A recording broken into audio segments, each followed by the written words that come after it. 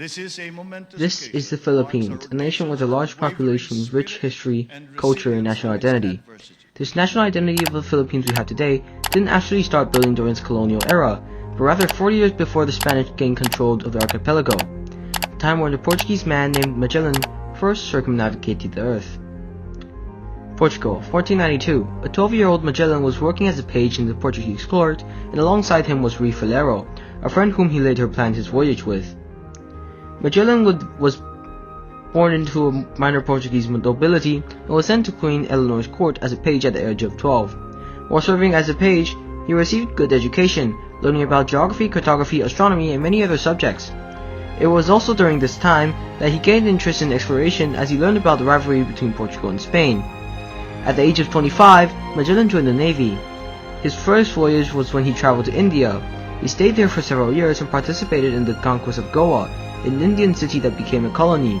The colony was an important part of the Portuguese Empire. It would remain so until 1961, when it was finally returned to India. Magellan then traveled to Malacca, where he purchased a 14-year-old boy named Enrique as slave, who would later serve an important purpose during Magellan's voyage. Fast forward to 1513, Magellan was sent to Morocco alongside a large Portuguese fleet to punish the Moroccan Sultan, Mohammed al-Batukali, for not paying tribute. During the Battle of Azamor, Magellan was permanently injured and suffered a difficulty in walking for the rest of his life. But then, the Portuguese king Manuel I decided to play a genius move of accusing Magellan illegally trading with the Moors. This ultimately caused him to defect to the Spanish. After this incident, Magellan left the Portuguese Navy. To understand what's next, we have to understand the geopolitical context during Magellan's time. Firstly, Europe was a mess, a total mess. While you may think Europe is chaotic enough today, Europe in the 1500s was on a completely different level. First, there were the Habsburgs with their very interesting jaws thanks to inbreeding, who ruled over the Holy Roman Empire, Austria, Spain, and the Netherlands under Charles V. Then came the French, who had not invented the baguette yet. Then came a fragmented Italy with tons of city-states constantly fighting each other. Something else is that Russia and Britain didn't exist yet. Russia wasn't even called Russia, but instead the Grand Duchy of Moscow and the UK didn't exist. Lastly was Iberia, the two most powerful nations, Portugal and Spain, who were here.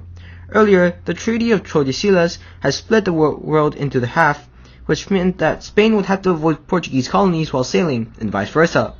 During the 16th century, spice was a very important commodity to European powers, and it became crucial to gain control over the trade routes. However, most trade routes to Indonesia were controlled by the Portuguese, which meant Spain had to find a new trade route and would later become a crucial factor for Magellan's success. In 1517, Magellan and Falero traveled to Spain to present their idea of sailing west in order to reach the Spice Islands. However, they did not know anyone there. Thankfully, Magellan met a fellow Portuguese man named Diogo Barbosa in Seville and was able to present the idea to Charles V. Charles was a quite smart man at making decisions compared to Manuel I, as he approved the idea and made Magellan and Falero co-captains. The two were given 5 ships and 270 crew members, including the Italian noble Antonio Pigafetta, who would later record everything that happened. On September 20, 1519, Magellan set sail from San Nicolas de Barrameda, while Falero decided to stay in Spain. They first sailed to the Canary Islands and stayed there for 2 months. They then sailed to Rio de Janeiro and traveled to San Julian Bay next. There, they explored the La Plata River and decided to stay for winter. Up until that point, no one had sailed up beyond the San Julian Bay, so a mutiny happened because some sailors wanted to go home, but Magellan managed to put it down and execute the captains of the Consipicon and Victoria, while the initiator of the mutiny was thrown onto an uninhabited island. He was never seen again. Magellan continued to sail, and on October 21, 1520, the Strait of Magellan was finally discovered. The strait was 570 meters wide and hard to maneuver through, which caused the San Antonio to head back to Spain. Magellan spent 27 days sailing through the strait, and in November he finally saw the Mar Pacifico, or the Pacific Ocean. 3 months passed by, and Magellan had miscalculated the size of the Earth, causing a shortage of food. Then suddenly, a sailor named Navarro spotted land, and they landed on the island of Guam, or one of the nearby islands. Magellan named the island of Latin Sails, after being impressed by the natives' sailing abilities. but then conflict erupted. An officer had slapped a native with a knife, and the native slapped back. Everything went into chaos after that.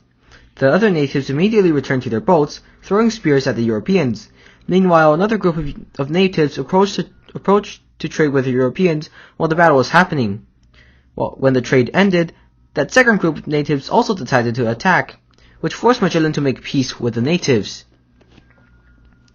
On the second day, Magellan's ship had a rope stolen by the natives, which led to the island being named Island of Thieves. Magellan's visit wasn't just a discovery, it was an opening to a whole new era for the islands. The Mariana Islands were later colonized by Spain and visited by many explorers. Many of these made it a disaster for the Chamorro people. Many were enslaved and forced to work for the Europeans. But thankfully, the population remained stable, and roughly 30 to 40% of Guam's population is still Chamorro today.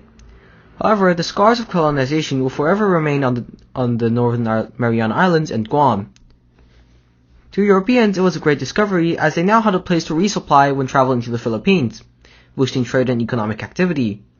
The islands would remain as Spanish colonies until the Spanish-American War in 1899, when Guam and the Mariana Islands would be handed over to the United States of America.